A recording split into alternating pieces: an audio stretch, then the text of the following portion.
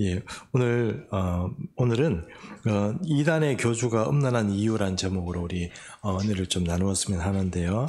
교재를 다 가지고 계시죠? 예, 보시면서 그 이단의 교주가 왜 이렇게 음란하고 그런 것이 이제 그 이단의 어떤 특징이 되는가 하는 것들을 우리가 좀 이론적으로 살펴보려고 합니다. 그 이단의 교주가 성적으로 문란한 이유가 무엇인가, 이렇게 첫 번째 큰 제목으로 제가 물어봤는데요. 이단과 사이비가 일으키는 사회적 문제 중에는 음란의 문제가 크게 대두됩니다. 그것은 영적 배경이 세상의 신과 사탄적인 음란의 영에 심취하기 때문입니다. 이렇게 되어 있습니다. 일부러 사람들이 이렇게 대놓고 우리가 신앙을 가진다고 하면, 아무리 그래도 이제 신앙의, 예를 들어서 이슬람만 하더라도요, 이 신앙적인 어떤 문제를 대두시킬 때는 이제 어떤 성적으로 그렇게 뭔가 도덕적으로 이렇게 좀 건전하게 이렇게 만들려고 하는데도 불구하고, 어떤 이단들은 그것이 뿌리치에 그런 어떤 성적인 문제를 일으킵니다. 그래서 JMS 정명석 같은 경우는 여대생들을 다 이렇게 막 꼬드겨서 어떻게 좀 성적인 문란한 어떤 문제를 일으키는가 하면, 그것이 사실 밝혀지지 않았지만 이단에 들어가서 이렇게 몸도 이렇게 좀 하게 되는 그런 어떤 일들이 많이 지금도 발생하고 있습니다. 그래서 이단들은 왜 저렇게 사람들이 조금 음란한가 하는 문제들을 좀 다루어 보려고 하는데요. 그 첫 번째는, 이단들은요, 선배 이단의 영향을 받고 시대를 따라 다른 모습으로 자생하게 되는데, 이랬습니다. 이 자생한다는 말은 스스로 이렇게 자라나는 뜻인데, 선배 이단의 영향을 받기는 받아요. 근데 계보를 같이 하는 게 아니고, 얘들은 꼭 독립을 합니다. 자기 계단으로 더 독립을 해가지고 조금 더 이제 조금 다른 모습으로 이렇게 자생하게 되는데요. 음란성은 이들 선배들의 영향을 받아요. 그래서 따라서 이단의 계보를 살펴보는 것은 중요합니다. 이단의 계보를 좀 살펴보는 게 중요해요. 왜냐하면 이 이단을 배워요. 그러니까 그러니까 이 음란성을 배우게 돼 있습니다. 그래서 선배한테 배운 그대로 이제 이렇게 우리나라의 큰 이단이라고 하는 통일교부터 시작해서 지금 또 신천지 이런 교단들이 다 조금 음란해요. 출발이 좀 음란하고, 지금 그게 제가 드린 말씀이지만 밖에 드러나지 않아서, 그러니까 객관적으로 재판을 걸고 이렇게 해서 증명되지 않아서 그렇지 조금 문제가 많거든요. 근데 그런 것들이 어디서 출발되느냐 하면, 그게 선배 이단으로부터 배운 거예요. 계보가 가지고 있어요. 그래서 우리가 이단을 살펴볼 때 그 계보를 좀 살펴보면, 이 사람들이 이런 생각을 하고 바로 이런 어떤 교리들을 펼치는구나 하는 것을 좀 이해할 수가 있습니다. 그래서 이단의 연구에 있어서 계보 연구는 참 중요하고요. 두 번째, 이런 음란성은 단순히 그들의 교리가 음란한 것뿐만 아니라 교주에 대한 신격화와 더불어 진행되는 특징이 있습니다. 따라서 교주를 신격화하는 이단들은 음란할 가능성이 매우 농후합니다. 그러니까 이단 중에 이제 교주가 뭔가 어떤 그 영적인 권위를 갖고 막 헤게모니를 가지게 되면 이 사람들이 반드시 타락하게 돼 있고, 이 타락을 할 뿐만 아니고 이 사람이 신격화되면서 그런 어떤 이단의 문제들이 이렇게 감추어집니다. 감추어지고 그것이 자연적인 어떤 교리로 자리 잡게 되는데요. 세 번째 보면, 교주를 신격화하는 이단의 특징은 신비주의적인 배경을 가지고 있다는 것을 이해해야 한다. 신비주의적인 배경은 교주에 대한 신격화를 강화하고 음란성에 눈 감게 만들어요. 이게 이 신격화하면서 이제 음란하게 만드는 이 모든 것들을 이제 눈 감게 만드는데, 여러분 잘 생각해 보십시오. 만약에 어떤 이단이 있는데 이 이단이 어떤 여성을 만약에 편력하고 막 취하고 막 그렇게 한다 그러면, 어지간한 이성을 가진 사람 같으면 거기에 넘어가지 않겠죠. 그런데 왜 넘어갈까요? 첫 번째는 우리가 이제 잠깐 지난주에도 잠깐 말씀드린 것처럼 이 어떤 영적인 힘들이 작용합니다. 최면을 거는 것 같은 그런 힘들이 작용하는데, 그게 이제 눈을 가려요. 설마 이러면서 이렇게 이성적인 어떤 판단을 마비시켜요. 이제 그런 게 있고요. 그리고 또 이제 이런 이단들의 어떤 특징이 또 어떤 게 있냐면, 이들이 가지고 있는 것 중에는 또 뭐라고 할까, 거짓이 아닌데 영적인 파워가 있어요. 그러니까 신비적인 힘을 가지고 있어요. 그래서 병을 치료하기도 하고요. 또 이상한 이적 같은 것들이 드러나요. 일어납니다.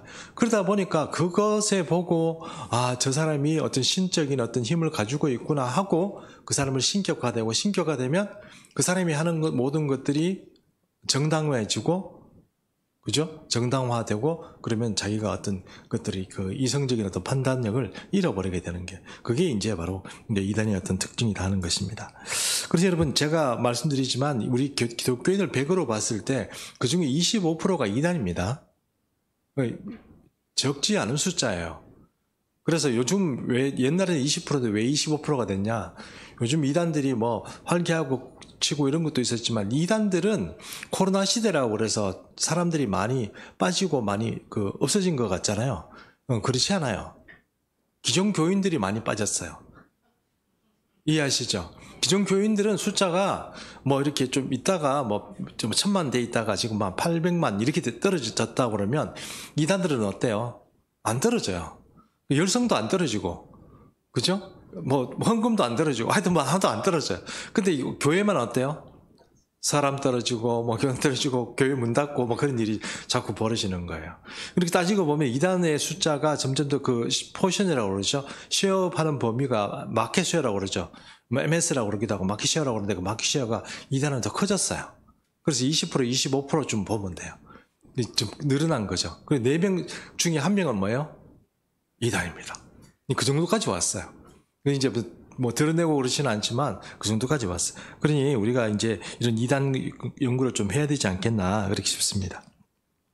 자, 그래서 이제 음란한 이단의 출발과 재림주의 효시라고 되어 있습니다. 그러니까 이단이라는 것 자체가 음란성을 가지고 있다는 것과 그것이 교주의 뭡니까? 교주가 어떤 인물이어야 되죠? 아주 그 탁월한 인물이어야 된다는, 그렇게 신비주의적인 어떤 그런 인물이어야 된다는 게, 이게 특징이 같이 맞아줘야 이 음란성이 작동을 하겠죠. 멀쩡한 사람 보고, 아무 평범한 사람 보고 그 신도들이 막 이렇게 막 넘어가고 이럴 리는 없을 거 아니에요. 그 사람이 어떤 뭐 재림주다, 아니면 다시 오시는 메시아다, 뭐 이렇게 얘기를 해줘야 어떻게 돼요? 그 사람이 자기 헤기모니를 가질 거 아닙니까? 교주가 뭔가 어떤 힘을 가질 거 아니에요. 근데 그 두 가지가 다 같이 이제 작동을 해줘야 음란성도 작동하고, 교주가 자기가 어떤 그 대단한 교주라는 것이 함께 이렇게 작동을 하는 거죠. 여기 보면 마태복음 12장 42절의 말씀 보면은, 우리나라에 자생한 그런 어떤 교단 중에 이제 남방여왕이라는 교단이 있습니다. 남방여왕이라는 여자가 있었어요. 그 얘기를 하면서 그 사람이 가져온 게 뭐냐, 마태복음 12장 42절 말씀인데요.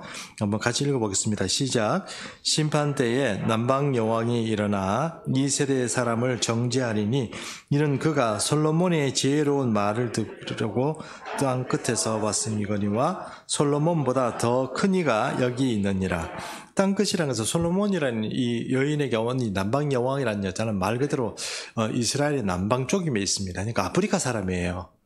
아프리카 사람이거든요. 아프리카 사람인데 이 여인이 와서 이제 에티오피아 공주라고 합니다. 그러니까 에티오피아 공주가 와서 이제 그 솔로몬에게 지혜를 구하고, 그렇게 나중에는 이제 솔로몬과 이제 또 결혼도 하고, 그 다음에 많은 유대인들을 아프리카로 또 이주를 시켜요. 그래서 지금도 에티오피아에 보면 유대인 공동체가 있습니다. 유대인 검은색이죠.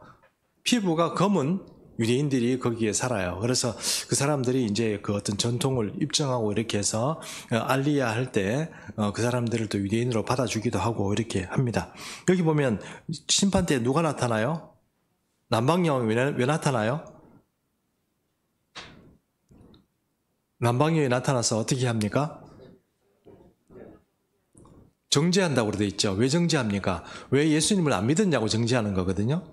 나 같은 이방인도 그 솔로몬의 어떤 하나님이 주시는 어떤 지혜를 찾아가 솔로몬을 찾아오고 이러는데, 너희가 도대체 왜 하나님이신 예수님이 오셨음에도 불구하고 그 예수님을 안 믿느냐, 그 얘기를 하는 거거든요.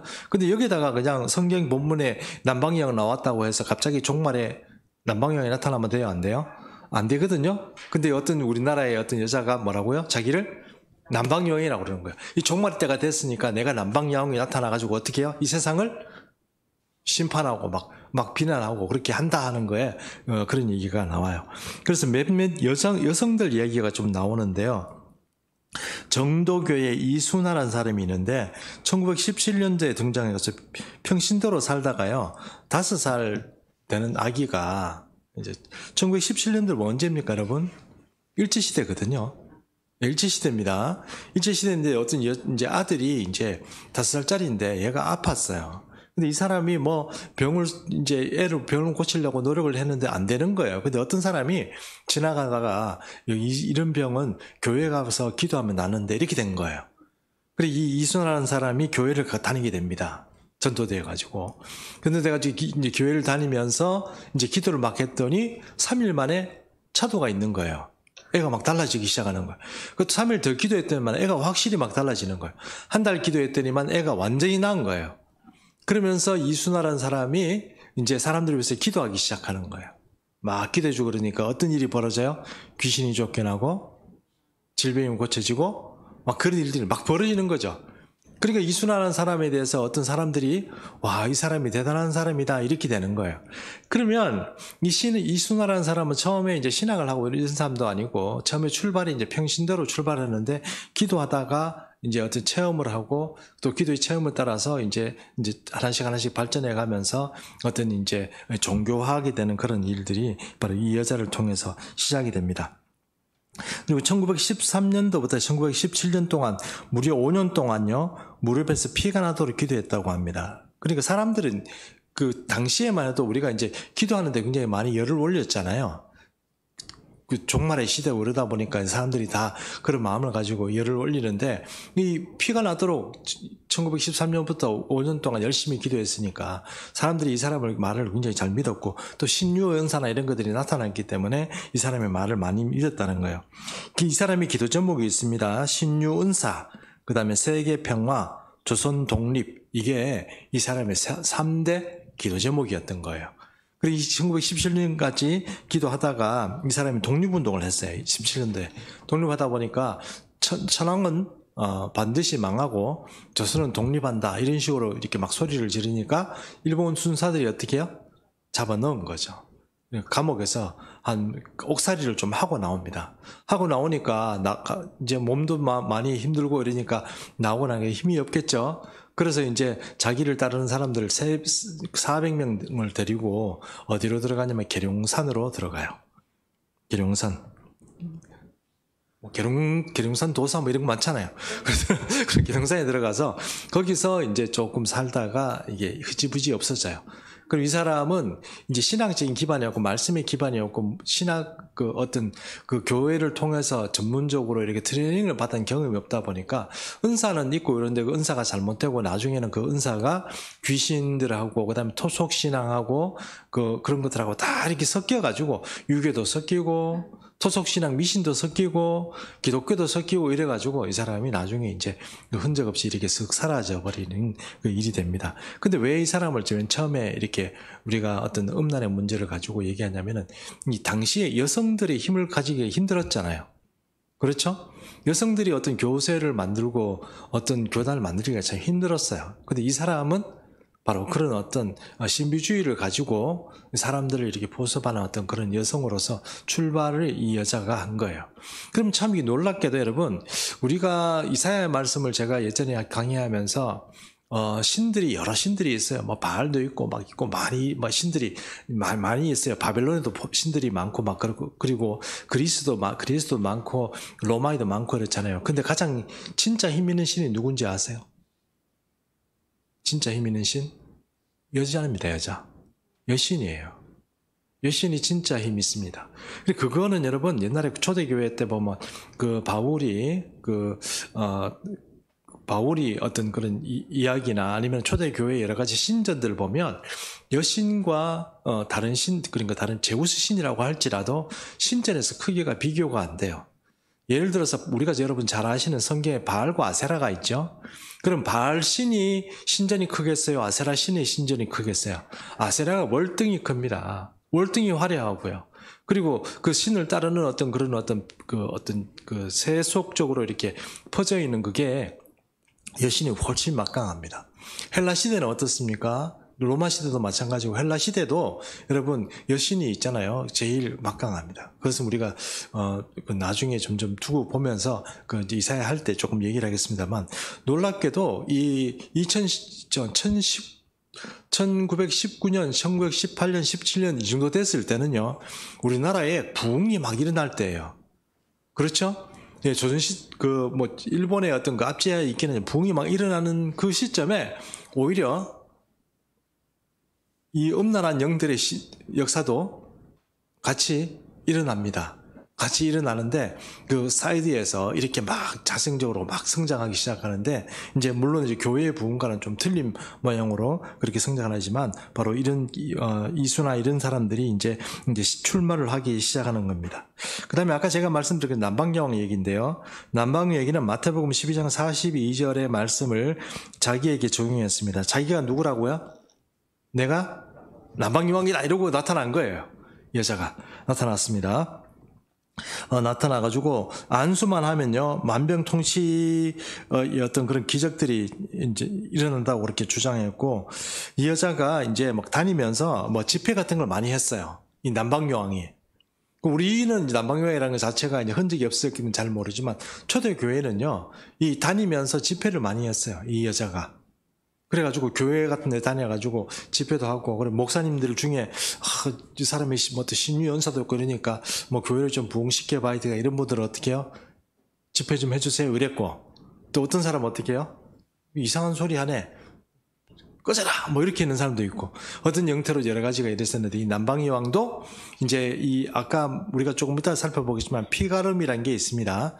그러니까 이 피를 어떻게 정화시키느냐 하는 문제를 가지고 이제 이 음란한 종교가 우리나라에 자생적으로 출발하게 되는데, 이 남방여왕은 뭘 했냐면은 목포인가 어디에서 여관에서 자기 수행원들하고 여왕이잖아요.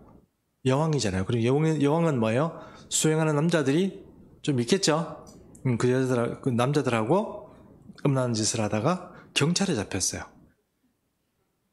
경찰에 잡혀가지고, 예, 그래가지고 경찰에 투옥돼가지고 이 사람도 흔적 없이 그 어떤 행방이 요원해지도록 없어졌다고 그렇게 합니다. 그리고 또 이제 중요한 인물이 이제 조금 나오는데, 이 사람들은 그 두 사람은 그래도 별로 그렇게 우리가 잘 모르는 사람들이고, 이 사람들이 별로 이제 그 사람들이 하는 주장에 대해서 이 기독교가 큰 영향을 받고 이러진 않아요. 근데 세 번째 나오는 이 사람 인물은 좀 우리가 심각하게 좀 생각을 해봐야 됩니다. 그 사람은 누구냐면은 세 주님과 12제자 그리고 김성도라는 사람인데요. 이 사람도 여자입니다. 여자들이 지금 다 이렇게 문제를 일으켰습니다. 산후 우울증으로 이렇게 앓고 시달리던 이 김성도는요, 전도를 받아서 자신의 병을 고친 것뿐만 아니라 아들의 병도 고쳤고 신비체험을 많이 했습니다. 그 신비체험을 많이 한다는 것을 어떻게 알았냐면은 주변에 이제 교인들이 많이 알았어요. 이 여자에 대해서. 뭐 신비체험을 많이 하고, 저 사람은 뭔가 신비롭다. 뭐 또 다음에 병도 잘 고친다. 귀신도 쫓아낸다. 어떤 문제도 정확하게 집어낸다. 뭐 그런 게 이 김성도라는 사람에게 있었던 거예요. 그래가지고 이 김성도라는 사람이 이제 막 신비체험을 하다가 어느 날 꿈에서 예수님을 만나요. 예수님을 만나고 예수님이 뭐 이렇게 얘기를 해줘요. 근데 그걸 가지고 12쪽짜리 종이에 다 적었어요. 적었는데 이제 12쪽이니까 12페이지죠. 적어가지고 이제 담임 목사님한테 갖다 준 거예요. 담임 목사님이 보니까 이거 완전 사탄의 역사죠. 김성도라는 사람이 주장한 게 어떤 얘기인지 우리가 곧 다음 페이지에 보겠지만 사탄의 역사인 거죠. 그러니까 이거 안 되겠다 이래가지고 이 성도님 이거 마귀의 역사입니다. 이거 따라 하시면 안 돼요. 이런 식으로 하면 안 돼요. 이렇게 막 한 거죠. 근데 김성도는 어때요? 내가 처음 했는데 목사님이 당신 목사님처럼 그 영적으로 약한 사람이 나에 대해서 이런 신비한 것을 어떻게 나만큼 기도하냐 뭐 이렇게 된 거죠. 그러면서 교인들에게 어떻게 얘기합니까? 내가 이런 체험인데 예수님이 이렇게 얘기하더라 이렇게 된 거예요. 그러니까 교인들이 어떻게 해요? 새를 모아가지고 같이 막 움직이기 시작하고 그 김성나라는 사람이 집회를 하면 모이기 시작하고 이런 거예요. 그래서 그 교단에서 출교를 시켜버립니다. 그 목사님이 이제 그 페이지 12페이지 그 종이를 근거로 해서 출교를 시켜버립니다. 출교를 시켜버리는데요. 이 사람들의 어떤 그런 특징이 뭐냐면은 새 주님을 찬양한다 그랬습니다. 주님이 옛날 주님은 안 돼요. 그러니까 예수님은 안 돼요. 새 주님을 찬양해야 돼요. 새 주님이 오시기 때문에 옛날 주님은 아니에요. 새 주님이 오시는데 새 주님이 오시니까 새 주님을 찬양하고 입을 벌리고 성령을 받아들여야 돼요. 입을 벌리고 성령을 받아들여야 돼요. 입을 꽉 벌리고 성령을 막 받아들여야 돼요. 그럼 입으로 성령께서 들어오신다는 거죠. 맞죠? 네, 그걸 얘기하는데 그게 또 이 여자의 영향을 받아가지고 보면은 예수 왕권 세계 선교회라는 데가 있습니다. 여기에 가면은 어떻게 해요? 사람들이 전부 다 입 벌리고 지금도 주시옵소서 이렇게 와 이렇게 벌리고 있답니다. 그리고 이게 지금 그런 상태고 그 근거가 뭐냐?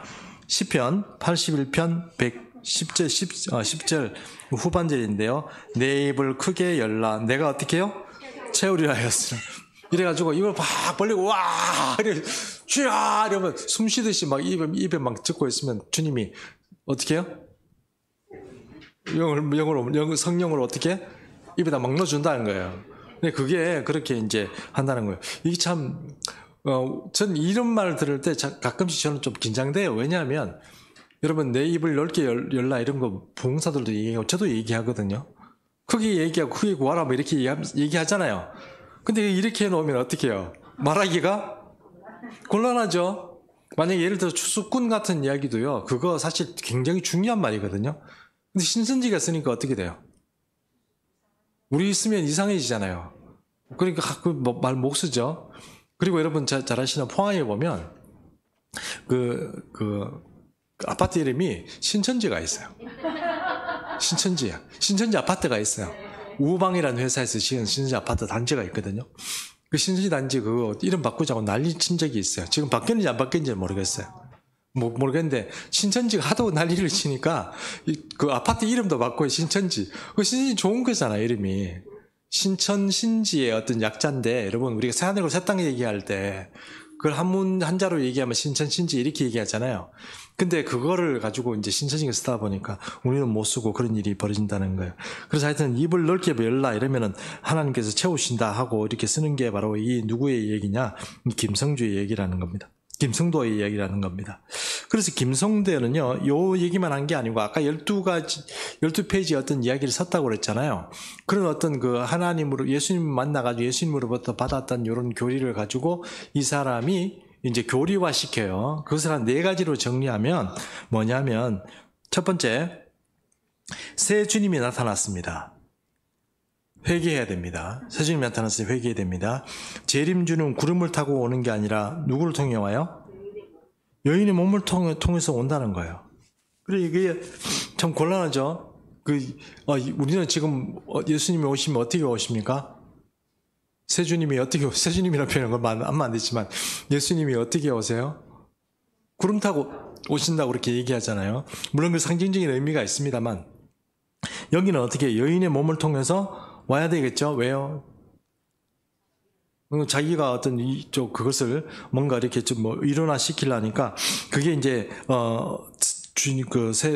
사람의 몸을 밀고 와야 된다 그렇게 얘기를 하는 거죠. 두 번째는 뭐냐면은 죄의 뿌리가 음란이라는 거예요. 이건 별거 아닌 것 같지만 굉장히 중요한 의미가 있습니다. 그 죄의 뿌리가 음란이 타락의 동기가 되었다 이렇게 얘기합니다. 그러니까 아담과 하와가 하나님을 거역할 때 그것이 하나님을 거역하고 하나님 먹지 말라고 하는 선악과를 먹었는 게 죄다 이렇게 얘기하지만 이 김성도 이야기는 뭐예요? 그게 아니고 음란을 했다는 거예요. 음란을. 그리고 음란인 게 어떤 거냐 하면 조금 이따 좀 밑에 다시 한번 좀 설명을 더 드리도록 하겠습니다. 그리고 세 번째, 재림주님은 육신을 쓴 인간으로 어디에 와요? 이게 웃기는 거예요, 여러분. 우리 이스라엘에 온다고 그러잖아요. 왜냐하면 성경이 네가 본대로 그대로 감림산에서 오시리라, 아니면 다시 오시리라 이렇게 얘기한 게 전부 다 이스라엘 얘기인데 여기는 뭐예요? 한국에 온다는 거예요. 여러분, 이게 한국에 온다는 게 이게 뭘 그렇게 웃기는 얘기를 하냐 싶지만 신천지 보십시오. 신천지 이만희가 어디에 와 있어요? 지금 14만 4천 중에 뭐 미국 사람, 일본 사람, 불란서 사람 다 빼버리고 대한민국 사람은 14만 4천 되면 어떻게 돼요? 왜 그렇죠? 한국이기 때문에 그래요. 한국은 특별한 신민족이라는 거예요. 하나님의 민족이라는 거예요. 그래서 한민족, 한국 사람한테 뭔가 하나님의 특별한 혜택을 주고 새 재림주고 거기에 온다는 거예요. 거기에 어떤 기름 부음이 있고 이긴 자 뭐 이런 게 온다. 이렇게 얘기하는 게 누구예요? 김성도 씨의 꿈에서 예수님 만나서 받은 계시라는 거예요. 그것이 바로 세 번째 이야기입니다. 그리고 네 번째 이야기는 뭐냐면은 여기 제가 다 끝까지 읽어야 되겠네요. 재림주는 한국으로 오며 만인이 한국을 신앙의 종주국으로 알고 찾아오게 된다. 그렇죠? 여러분, 우리 이제 지금 K 뭐 방산도 그렇고 K 드라마도 그렇고 K 팝도 그렇고 세계를 점령하고 있으니까 K 믿음도 뭐 지금 전 세계를 뭐 어떻게 하겠다는 건지 그건지 모르겠지만 지금 이거 들으면 와 우리 그럴 수도 있겠다 하고 계속 자꾸 듣다 보면 그럴 수도 있겠다 이런 생각이 들 수도 있습니다. 어쨌든 그래서 지금 재림주가 누구로 온다? 어디로 온다고요? 한국으로 온다는 거예요. 그럼 재림주가 한국 사람이에요? 미국 사람이에요? 한국 사람이 이해해야 되겠죠. 이해하시죠? 한국 사람으로 이해해야 되는 거예요. 왜 그러면 지금 우리가 말하는 이만희 같은 사람이 자기가 기독권을 가질 수 있느냐? 한국 사람이기 때문에 그래요. 한국으로 오니까 이게 가능한 거예요. 그럼 신앙적인 베이스가 이쪽에 깔려 있는 거예요. 그냥 그 이만희가 어떤 이긴 자다, 어떤 영적인 배경을 가진 자다 이러면 믿을 사람 누가 있겠어요? 근데 벌써 계보가 전부터 그렇게 쭉 잡혀왔던 거예요. 네 번째 보겠습니다. 예수 자신은 억울하게 죽었다는 거예요. 예수님이 억울하게 죽었다는 거예요. 즉 무슨 말이냐면 예수님은 십자가를 지고 돌아가시지 않고 뜻을 이루어야만 했어요. 예수님이 사역이 실패했다는 거예요. 예수님이 사역이 실패했다는 거예요. 그럼 그 예수님이 사역 실패했는데 누가 이루어야 돼요? 재림주가 그것을 다 이루어야 되는 거예요. 예수님으로만 부족하죠. 왜요? 재림주가 와서 완성을 해야 되니까. 실패하고 갔으니까 누가 성공을 시켜야 돼요? 내가 재림주가 와서 성공시켜야 된다. 이거예요. 그래서 이 네 가지 이야기가 김성도라는 사람이 주장한 이야기입니다. 그래서 여기 보면 처음에는 세주파, 그러니까 세주를 오셨다고 그러겠어. 세주파라고 불렸는데 나중에는 복중교로 변경되었고요. 세력이 약해지니 후속하는 이단의 교리적 출발을 제시하고 김성도라는 사람은 사라지게 됩니다. 김성도 사람은 우리가 굉장히 중요합니다. 그러니까 이 네 가지 교리를 잘 들어보면 지금 우리는 뭐 이런 택도 아닌 얘기를 하겠나 이렇게 생각하지만 지금 우리가 큰 어떤 이단의 출발이라고 하는 통일교, 그다음에 전도관의 박태선 그런 사람들의 계보를 이어가 있는 제메스 정명석 마찬가지고, 그리고 어머니 하나님을 주장하는 세계복음선교회인가요? 거기 세계복음선교 정명석이고, 하나님의 교회 거기도 마찬가지고, 그리고 신천지도 마찬가지고 여기에 계보를 가지고 있습니다.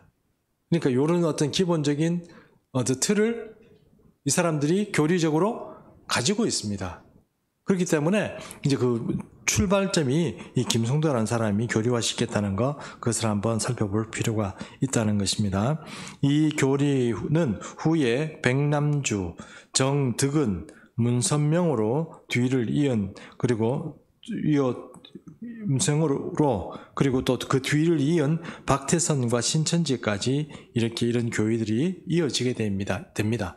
그러므로 그 신천지나 그런 사람들이 가지고 있는 교리를 이해할 때 이 출발이 어디냐 하는 것을 잘 보면 바로 김성도라는 사람부터 출발했다는 것을 이해하면 되겠습니다. 그리고 안상홍 증윤회라고, 안상홍 아시죠? 안상홍 증윤회가 뭐죠? 하나님의 교회죠. 예, 장길자 말입니다. 예, 하나님의 교회. 증윤회는 거룩하신 오타가 있네요. 그리스도 안상홍의 이름으로 기도합니다. 되어 있습니다. 왜요? 안상홍이 재림 주니까. 이해하시죠? 예, 안상홍이 재림 주니까 누구 이름으로 기도해요? 거룩하신 안상홍 이름으로, 그리스도 이름으로 기도하는 거예요. 그리고 기독교 복음선교회 정명석은요, 주님의 이름으로 기도합니다. 근데 그 주님이 누구예요? 정명석이에요. 정명석이에요, 정명석. 맞죠? 예, 여러분, 근데 정명석 이 사람이 굉장히 진짜 사기성이 뛰어납니다. 사람이 똑똑하면 안 속아야 되잖아요. 그죠? 근데 서울에 있는 아주 똑똑한 여대생들이 넘어가요. 정명석 이 사람 제대로 배우지도 않았거든요. 제대로 배운 사람이 아니에요. 말 그대로 여러분, 이 계보를 쫓아가는 사람들, 그러니까 이 음란한 생의 계보를 쫓아가는 사람들은 제대로 배운 사람이 아무도 없어요. 신학을 하는 사람도 없고 제대로 배운 사람이 거의 없어요. 그럼 어디서 기도하고 그 선배님들이 가르쳐 주신 그런 교리에 심취하고 고민하고 묵상하고 기도하고 그러다 보니까 자기가 만든 교리가 자생적으로 만들어 가지긴 하지만 그 줄기를 어떻게 해요? 그 음성을 그대로 이어받게 되는 거예요. 제대로 된 어떤 신학적인 훈련이나 그런 것들을 받지 않다 보니까 이제 속는데 이 눈이 어두워가지고 똑똑하다는 이 여대생들도 넘어가서 지금 뭐예요? 정명석만 쳐다보면 눈물 흘리고 막 난리한 거예요. 그렇게 돼버리는 거예요. 그렇게 돼버리는 거예요. 사람이 이제 이상하게 돼버리는 거예요.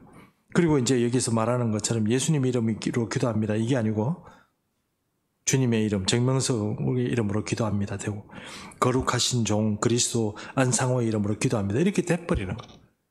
자, 여러분 다시 말씀드리지만 4분의 1입니다. 4분의 1. 4분의 1이 지금 이단이에요. 아주 막강한 파워를 가지고 있다는 건 여러분 아시고, 그 다음에 이제 그러므로 이제 우리가 중요한 어떤 이론적인 배경이 되는 피가름 교리에 대해서 한번 좀 살펴보도록 하겠습니다. 피가름 교리는요, 피가름의 실천자인 정득은과 그 다음에 목가름의 황국주 이렇게 나옵니다. 목가름은 뭐고 피가름은 뭘까요? 목을 가른다는 거예요. 목을 간다는 거예요. 목을 갈아버린다는 뜻이에요. 피가름은요, 피를 갈아버리는, 다른 것으로, 새 것으로 갈아버리는 뜻이고, 목을 간다는 것은 목을 어떻게 해요? 새 것으로 갈아버린다는 뜻이에요. 이게 어떻게 가능하냐? 한번 보겠습니다. 피가름은 타락으로 더러워진 피를 죄사함을 받은 깨끗한 피로 어떻게 해요? 바꿔야 한다는 그런 교리입니다.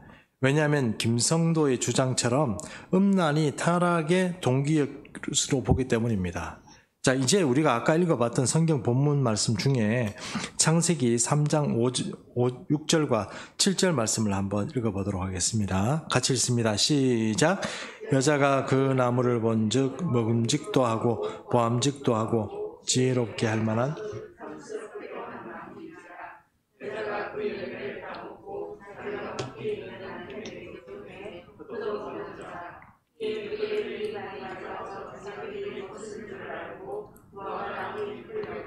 치마로 삼았더라 돼 있죠. 자, 이 여자인 하와가 누가 꼬드겨요? 뱀이 꼬드기잖아요. 뱀이 꼬드겨가지고 바로 이제 뱀이 꼬드겨가지고 여자를 이제 여자에게 선악과를 따먹어라 이렇게 얘기를 하는데 이 사람들이 주장하는 건 뭐예요? 음란의 동기라고 그랬잖아요. 이 뱀이 누구예요? 루시퍼라는 거예요. 루시퍼가 누구를 따먹었다고요? 그러니까 따먹었다는 말 자체가 여러분 이게 한국말이잖아요. 맞죠? 한국말인데 우리가 지금 이게 정말 속된 말인데 따먹었다는 말을 어떻게 얘기를 해요? 남자가 여자를 취했다 이런 의미로 쓰잖아요. 우리 한국말이잖아요. 이해하시죠? 그래서 따먹을 때도 우리가 사과를 이렇게 따먹지 그러면 그걸 어떻게 할 방법 없잖아요. 근데 따먹었다는 그 표현을 가지고 음란한 어떤 표현이라고 생각하는 거예요. 그 신천지도 보면 여러분 그 진짜 엉성하고 교리가 막 대단한 것처럼 얘기하지만 그 전부 엉터리예요. 왜냐하면 원문하고 아무것도 안 맞아요. 그래서 예를 들어 신천지 같은 경우에 우리는 개역 개정을 씁니다. 근데 신천지는 뭘 써요? 개역 한글을 써요. 그 얘기는 왜냐하면 개역 한글에서 개역 개정으로 가면서 글자가 바뀐 게 많아요. 원문을 충실하다 보니까 글자를 좀 바꾼 게 있어요. 그거 바뀌면 돼요, 안 돼요? 신천지는. 우리는 밖에도 똑같아요. 왜냐하면 똑같은 말을 그냥 똑같은 말로 저기 하는 건데, 근데 개혁 한글에 나와 있는 그 지명이나 뭐 이런 것들을 바뀌면 돼요, 안 돼요? 걔들은 바뀌면 안 돼요. 따먹었다는 걸 어떤 식으로 쓴다고요? 남자가 여자를 성적으로 취했다 이렇게 생각하는 거예요. 그럼 루시퍼가 누구를 따먹었어요? 하와를 따먹은 거예요. 하와를 따먹어 놓고 이 하와가 남편한테 뭘 줬어요 또? 사과를 줬어요? 아니면 우리는 사과를 줬다고 그러죠. 우리 사과는 그 선악과를 줬다고 그러잖아요. 근데 이 여자는 뭘 줬어요? 남편에게? 아담에게? 몸을 줬죠. 이해하시죠? 그럼 이 피가 더러워져요? 안 더러워져요? 더러워지죠. 이해하시죠? 그러면 우리는 원죄라는 것이 선악과를 하나님께 거역함으로부터 시작해서 하나님에 대한 어떤 그런 배반하는 그런 행위, 죄라는 것 자체가 하나님께서 원하시는 어떤 그런 타켓에서 벗어나는 것을 말하는데, 우리는 죄라는 것을 그렇게 생각하지만 이 김성도의 주장은 뭐예요? 타락이 음란화부터 출발했다는 게 뭡니까? 이 루시퍼가 하와를 따먹었다 이렇게 되는 거예요. 따먹어가지고 따먹었으면 그냥 끝냈으면 좋았는데 그 따먹은 몸으로 남편에게도 또 줬으니까 완전히 이 세상은 어떻게 해요? 원죄투성이고 그것이 음란의 죄가 이 민족에게, 이 모든 민족과 원죄에 있다는 거예요. 원죄는 뭐 어떤 거예요? 동기가 음란이다 이렇게 얘기하는 거예요. 별거 아닌 것 같은데 굉장히 뭐 아주 잘 생각해 보면 거기에 아주 중요한 문제가 있는 겁니다. 자, 그러면 여러분 여기 우리가 성경에 읽은 것처럼 이게 음란의 문제가 그렇게 된다고 그러면 그 음란의 문제를 어떻게 해결해야 돼요? 아니 생각해 보세요. 만약에 이제 이 문제를 가지고 하와가 지금 루시퍼하고 그렇게 돼 가지고 또 이 여자가 또 아담에게 줬어요. 그 자식이 났어. 그럼 그 자식이 계속 원죄를 가지고 쭉쭉쭉 살아가게 될 텐데, 그러면 얘들 문제는 어떻게 해야 돼요? 구원은 어떻게 해결하죠? 예수님은 옛날 주님, 새 주님 말고 예수님은 사역이 실패했어요. 맞죠? 십자가에 못 박혀 돌아가시면 돼요? 안 돼요? 얘들 말이에요. 안 되는 거죠. 왜요? 끝까지 살아남아가지고 청취해야 되는데 십자가에 돌아가서 실패했으니까 이걸 누가 해결해 줘야 돼요? 새 주님이 해결해 줘야 되잖아요. 새 주님이. 그럼 새 주님이 와야 되는데 새 주님이 어디로 와요? 대한민국에 오는 거야. 대한민국. 와, K 믿음 진짜 대단한, K 교회 뭐 대단한 거, K 처치 뭐 대한민국에 오는 거야. 그럼 이 새 주인이 어떻게 해요? 이 피가름을 통해서 문제를 해결해 줘야죠. 그럼 피가름은 어떻게 할까요?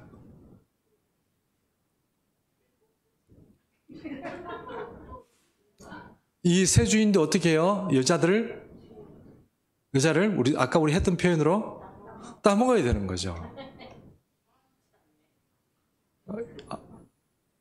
여러분 이해 다 하시죠?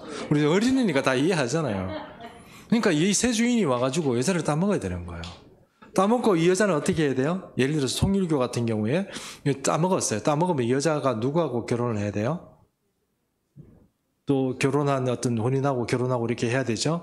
근데 이게 정말 큰 맹점이 있어요. 남자들은 절대로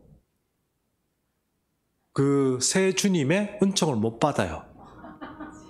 어떻게 받아요? 방법이 있어요, 여러분? 그러면 여러분 그 말도 어폐가 있어요. 여자를 통해서 그럼 예를 들어서 좋아. 그럼 표현은 좀 정말 미안한데 이거 누굴 예를 들 수는 없고. 그리고 어쨌든 그래도 해보시지만 새 주님이 어떤 여자를 이렇게 따먹었어요. 따먹고 이 여자는 그 남편 되는 사람한테 자기 몸을 다시 내줬어. 그 남편이 또 여자를 따먹었어요. 그렇게 되면 어떤 문제가 생겨요?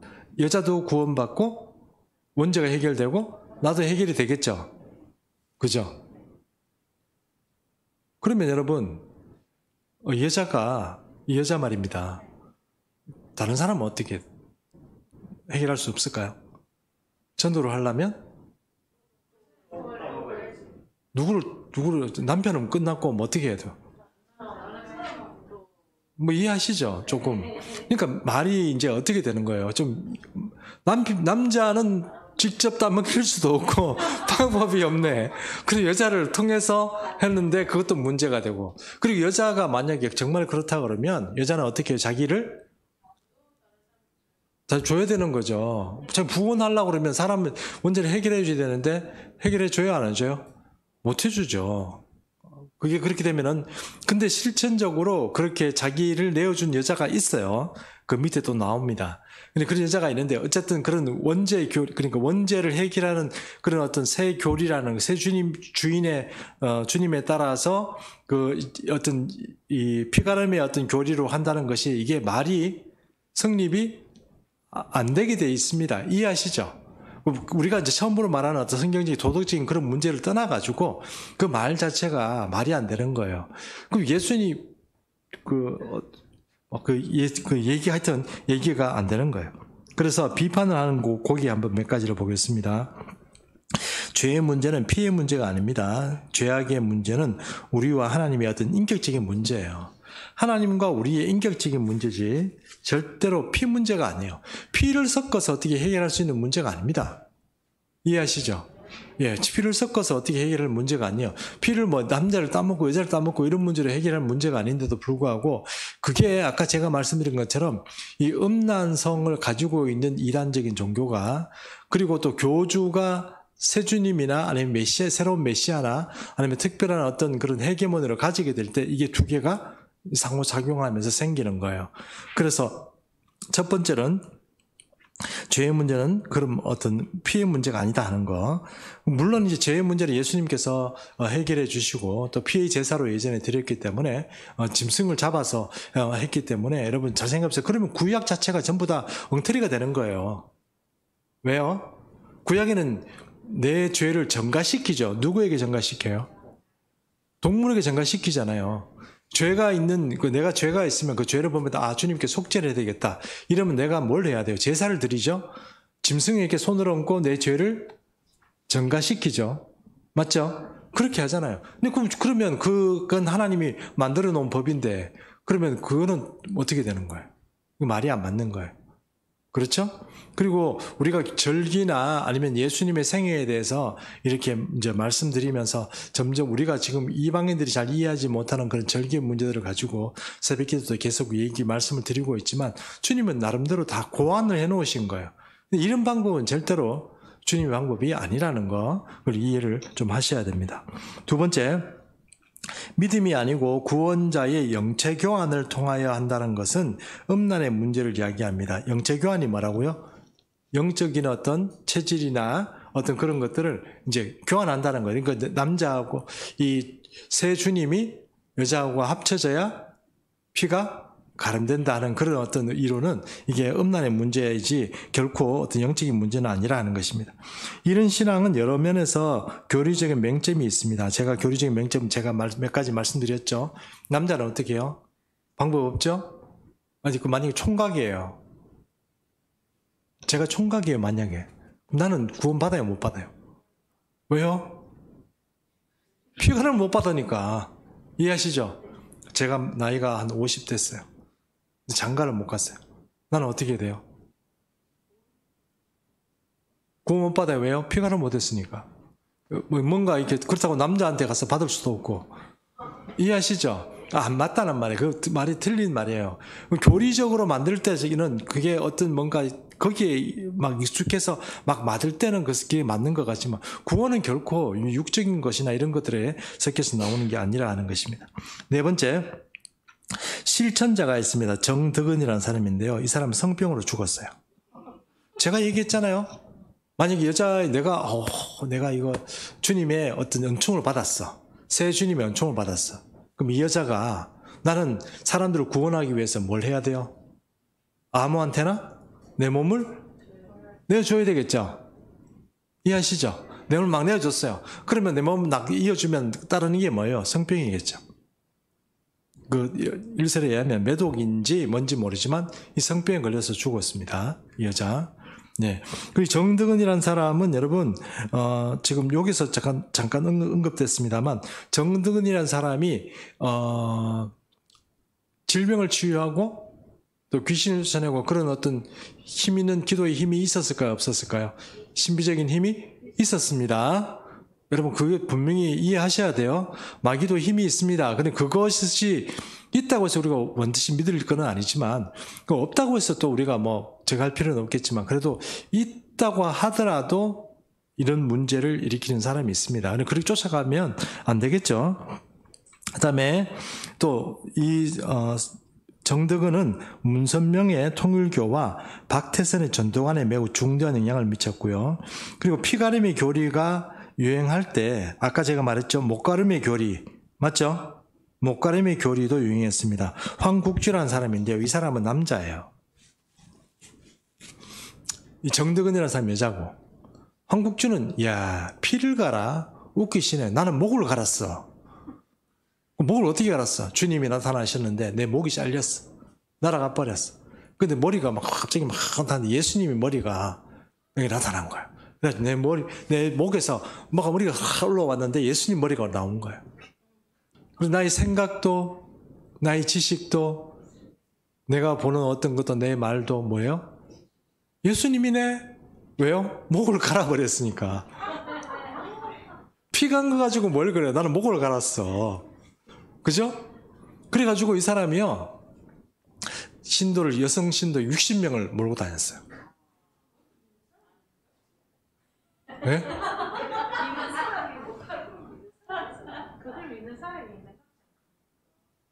예, 역사적인 기록입니다. 말도 안 된다고 우리끼리는 말도 안 되죠. 60명의 여자가 쫓아다녔어요.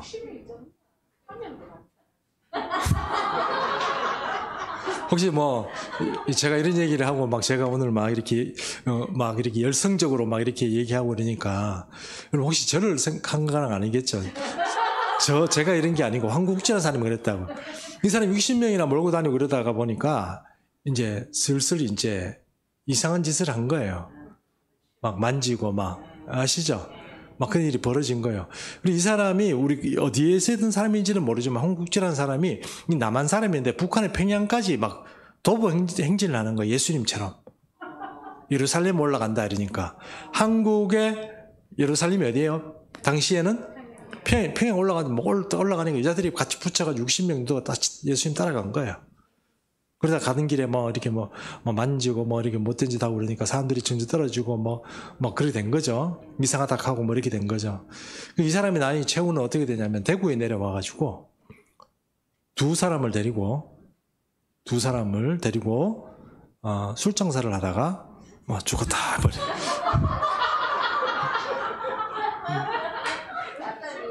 대구에서. 네. 이 대구 이상한 데예요, 여러분. 네, 그래서 그렇게 해서 술장사 죽었다 이러는 겁니다. 자, 이제 아직 우리 사실 이단에 대해서 우리가 알고 있는 이단에서 본격적으로 다뤄본 건 아니에요. 근데 이제 이단의 뿌리가 어디서부터 출발하는지를 이해하시겠죠.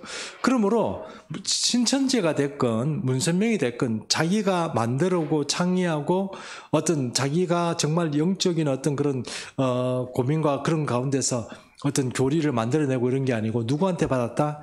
이상하고 뿌리도 없는 그런 이단들에게서 영향을 받고 그것을 교리화시켰고 그 교리에 지금 기독교인의 4분의 1이 속고 있다는 것을 우리가 이해를 하셔야 되는 겁니다. 그리고 물론 이제 이스라엘 백성들을 이렇게 현혹하고 미혹하는 것이 이런 꼭 음란성만 있는 건 아니에요. 여러 가지 또 교리가 있습니다. 그런 교리들을 이제 하나씩 우리가 이해가면서 여러분도 가만 앉아가지고 생각해 보십시오. 이윤목 목사가 혹시 생각해 보시면 저는 절대로 이런 얘기 안 하겠죠. 어쨌든 여러 사람들을 이렇게 보면 그런 사람들이 교주가 어떤 헤게모니를 가지고 그리고 그렇게 음란을 행해도 아무 문제가 없을 만큼 강력한 신비주의적인 어떤 체험과 능력들을 가지고 이것들이 움직여갔고 그리고 지금 이것이 교류화돼서 매우 체계화되어 있고 지금도 많은 청년들이나 지금 좀 걱정 많이 하죠. 우리 예언이 이예언 우리 청년이 시내 갈 때마다 놀라는 게 있죠. 토요일 날 가면은 뭐예요? 신천지 애들이 그렇게 많이 늘었대요. 막 이제 드러나가지고 막 그렇게 한답니다. 얘들이 다 이런 이단적인 뿌리를 가지고 나온 겁니다. 걔는 기독교인들 아닙니다. 영적으로 마귀의 자손입니다. 회개하고 하나님의 사람으로 들었으면 좋겠지만 그렇게 우리가 생각하는 만큼 쉽게 되지 않는다는 것은 우리가 좀 이해를 했으면 좋겠습니다. 먼저 우리부터 절대로 넘어가면 안 되겠죠? 예, 제가 잠깐 기도하겠습니다. 살아계신 하나님 아버지, 오늘 이 수요 예배 때 또 음란한